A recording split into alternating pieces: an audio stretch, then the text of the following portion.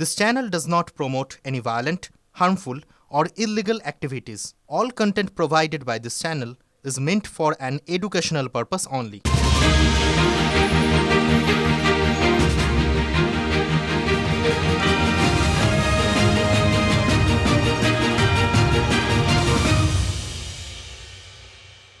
সমাধান একটাই, পাল্টানো দরকার, পাল্টাতে হবে।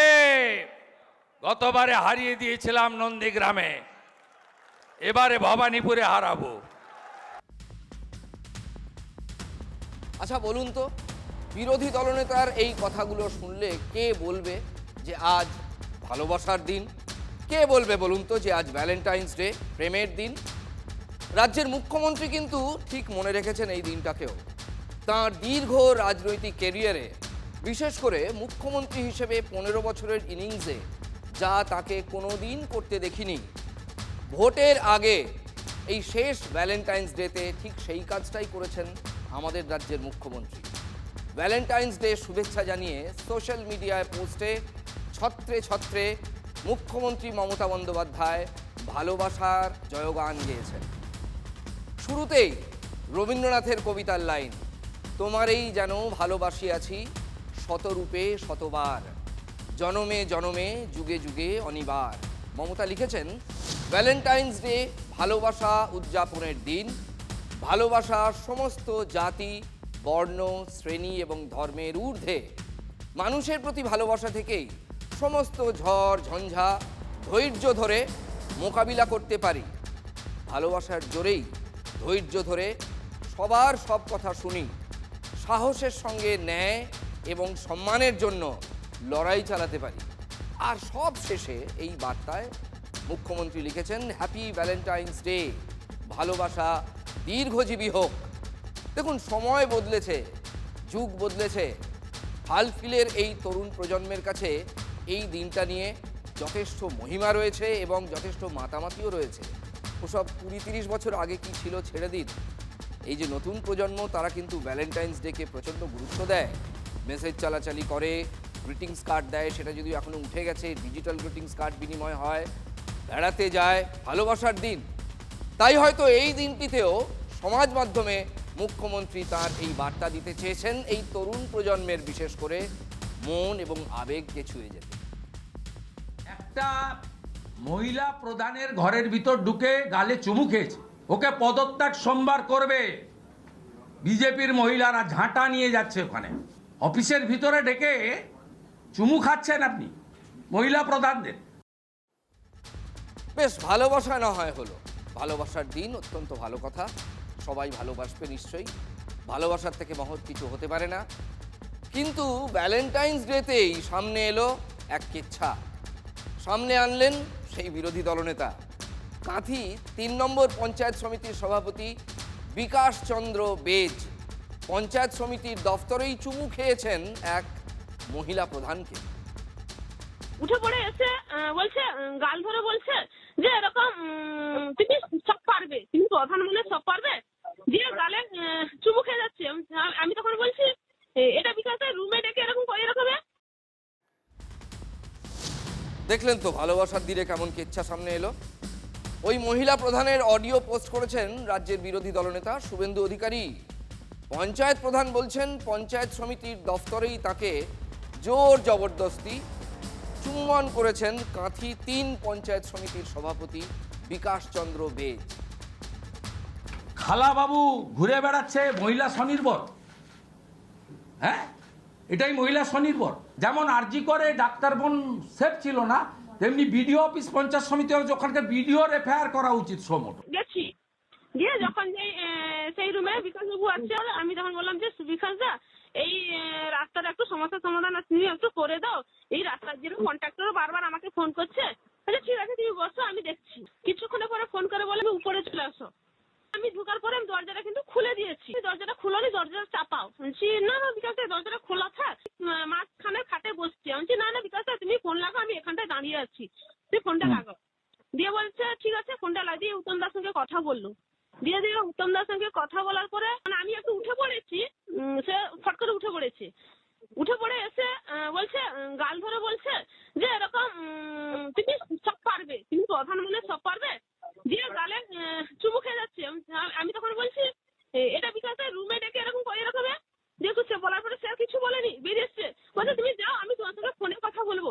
এ মা বোন দিদি বেটি সকলকেই কার্যত কি চোখে দেখে এই প্রধানকে সরকারি কক্ষের ভিতর চুম্বনের মাধ্যমে এটা প্রমাণ করেছে তৃণমূল কংগ্রেসের এই নেতা। শুধু পঞ্চায়েত সমিতির চেয়ারম্যান নয়, তৃণমূলের শ্রমিক শাখার জেলার সভাপতি। ব্লকে বেশিরভাগ মহিলা যায়, তাহলে প্রধানের প্রতি যদি এরকম ব্যবহার করে, সাধারণ মানুষের প্রতি বিকাশ বেশ কিরকম ব্যবহার করে, আমি উপনেত্রীদের কাছেও যাব। আমি মানে দরকার পড়লে আমি নবান্নয় গিয়ে আমি মমতা ব্যানার্জির সঙ্গে ডাইরেক্ট কথা বলবো যে এই বিষয়গুলো তাহলে প্রধানদের জন্য কি সুরক্ষিত আছে, প্রধানের জন্য একজন ব্লকের যে সভাপতি আছে মহিলা মানে এরকম ব্যবহার কি তার করা উচিত হয়েছে? পার্টিকে উত্তর দিতে হবে। এই চুমুর ধাক্কায় পদ খোয়ালেন কাঁথি ৩ পঞ্চায়েত সমিতির সভাপতি বিকাশ চন্দ্র বেদ।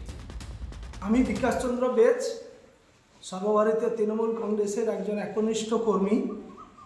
আমার বিরুদ্ধে যে ষড়যন্ত্র বা চক্রান্ত হয়েছে সেটা নির্দোষ না প্রমাণিত হওয়া পর্যন্ত আমি আমার প্রশাসনিক পদ পঞ্চায়েত সমিতির সভাপতি থেকে এবং আমাদের দলীয় পদ থেকে আমি ইস্তফা দিলাম। আচ্ছা বলুন তো, কত কত তো অভিযোগ ওঠে, তৃণমূলের কেউ পদত্যাগ করেন সহসা, শুনেছেন? কিন্তু বিকাশ বেদ পদত্যাগ করেছেন। এবার যা বোঝার বুঝে নিন। তাতেও অবশ্য তৃণমূলের গলার স্বর নামছে না, সাফাই দেওয়াও বন্ধ হচ্ছে না। ভাইরাল অডিওকে নিয়ে যদি বিরোধী দলনেতা টুইট করেন, তাহলে তাকে রাজনৈতিকভাবে কতটা নিচে নামতে হয়েছে এটা ভাবতে হবে। তার কারণ সত্যতা না যাচাই করে তিনি টুইট করে দিচ্ছেন। আপনারা নিশ্চিন্ত থাকুন, দলের পক্ষ থেকে ব্যবস্থা নেওয়া হবে, কারণ তৃণমূল কংগ্রেস মহিলাদেরকে সম্মান দেয় এবং মহিলা ক্ষমতায়নের জন্য ভারতবর্ষে মুখ্যমন্ত্রী মমতা বন্দ্যোপাধ্যায় সব থেকে এগিয়ে আছে। 2011 পরবর্তী সময় থেকে এই যে এত বেড়েছে, তার জন্য দায়ী হচ্ছে আমাদের রাজ্যের মুখ্যমন্ত্রীর প্রশ্রয়। তিনি প্রথম থেকে ধর্ষণকে ছোট ঘটনা, ও সিপিএম বাড়ির মেয়ে, ধর্ষণ হলে কি আছে টাকা দিয়ে ক্ষতিপূরণ দিয়ে দেওয়া হবে, এই সমস্ত ধারণা প্রচার করার ফলে ধর্ষকরা উল্লসিত হয়েছেন। তারই পরিণতি এটা। খুন, সহপাঠীকে খুন হতে পারে, বিবাহ বহির্ভূত সম্পর্কে টানাপোড়েনেই খুন। খুনের অভিযোগে গ্রেফতার হয়েছেন এক বিএলও। হ্যাঁ, ঠিকই শুনছেন, এক বিএলও গ্রেফতার হয়েছেন। স্যারের নথিতে গোলমাল বলে ভোটারকে ফোন করে ডেকে নিয়ে যাওয়া হয়েছিল। 4 দিন পরে উদ্ধার হয়েছে ভোটারের টুকরো টুকরো দেহাংশ। এসআইআরের নথি চাওয়ার আছিলায় ডেকে খুন, প্রমাণ লোপাটে 3 জায়গায় ফেলা হলো দেহাংশ। ভোটারকে খুনের অভিযোগে গ্রেপ্তার বিএলও। খুনের পিছনে কি বিবাহ বহির্ভূত সম্পর্কের জট? এনার সঙ্গে যিনি ডিজিজড আছেন ওনার ওয়াইফের একটা সম্পর্ক ছিল, সেই থেকেই এদের মধ্যে একটা শত্রুতা তৈরি হয়। ভোটার তালিকার বিশেষ নিবিড় সংশোধন পর্বে হারহিম করা ঘটনা উত্তর 24 পরগনার বাদুড়িয়ায়। নিহত এবং অভিযুক্ত একই গ্রামের বাসিন্দা, একসময় নাকি সহপাঠীও ছিলেন। সেই ভোটারকেই খুনের নেপথ্যে বিএলওর হাত। আমরা চাই যে অপরাধী যেন মানে খুবই কঠোরতম শাস্তি এবং ফাঁসি পর্যন্ত আমরা দাবি করি। 9 ফেব্রুয়ারি নাসির আলীকে এই আরও পরিচয় দিয়ে একজন ফোন করেন। এসআইআরের নথি চেয়ে বাদুড়িয়ার একটি ঠিকানায় ডেকে পাঠান। নাসিরের আত্মীয়র দাবি, নথি নিয়ে বেরিয়ে যাওয়ার পর ওই যুবকের আর খোঁজ মেলেনি। পরদিন বাদুড়িয়াতেই যমুনা খালের পাশ থেকে নাসিরের জুতো উদ্ধার হয়। জুতোর সূত্র ধরে মেলে মোটর বাইকের খোঁজ। এরপর নাসিরকে খুঁজে দেওয়ার দাবিতে গ্রামবাসীরা রাস্তায় নামেন, আগুন জ্বালিয়ে চলে বিক্ষোভ।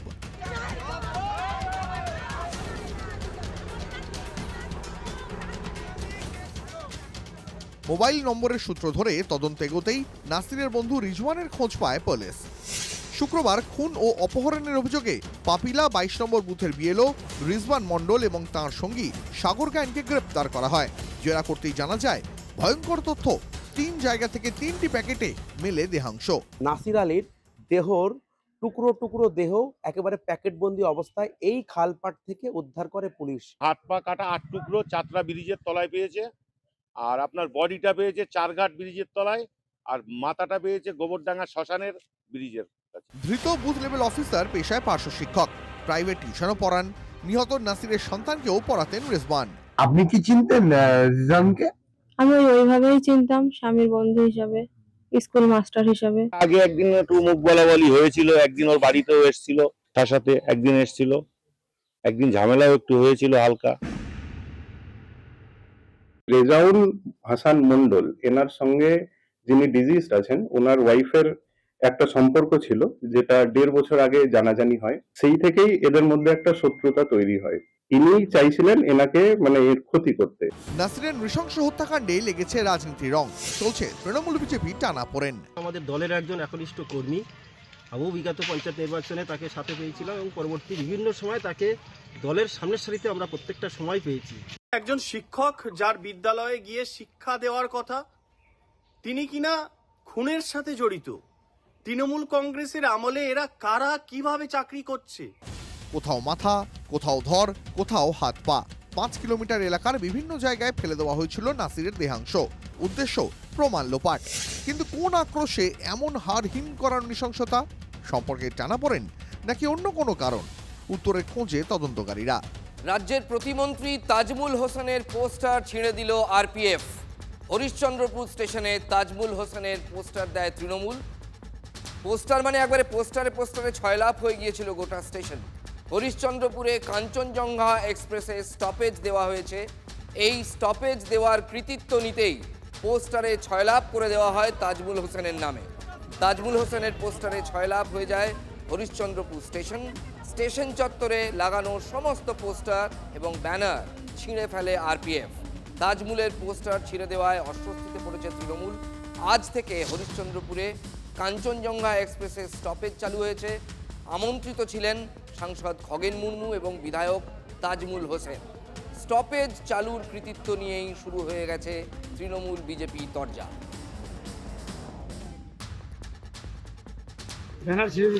আপনার ব্যানার লাগানো হয়েছিল স্টেশন জুড়ে, আপনার ব্যানার ছেড়ে দিয়েছে আরপিএফরা, কিভাবে দেখছেন বিষয়টা?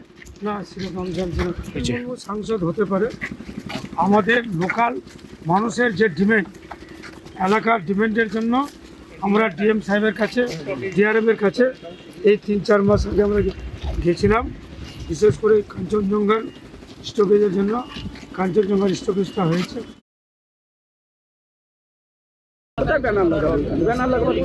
এটা কোনো পার্টির প্রোগ্রাম না, এটা তো আমাদের হচ্ছে একটা যে সামগ্রিকভাবে এই এলাকার উন্নয়ন। এখানে কোনো পার্টির প্রোগ্রামে তো এখানে কোনো হবে না, কোনো ব্যানার ট্যানার, কিসের ব্যানার? এখানে যাই না কি করেছে, ব্যানার কি লাগিয়েছিল আমার জানা নেই। ভোটের আগে বারাসত সাংগঠনিক জেলায় তৃণমূলের কোর কমিটি, তৃণমূলের নির্বাচনী কোর কমিটির আহ্বায়ক রথিন ঘোষ, কো কনভেনার জ্যোতিপ্রিয় মল্লিক।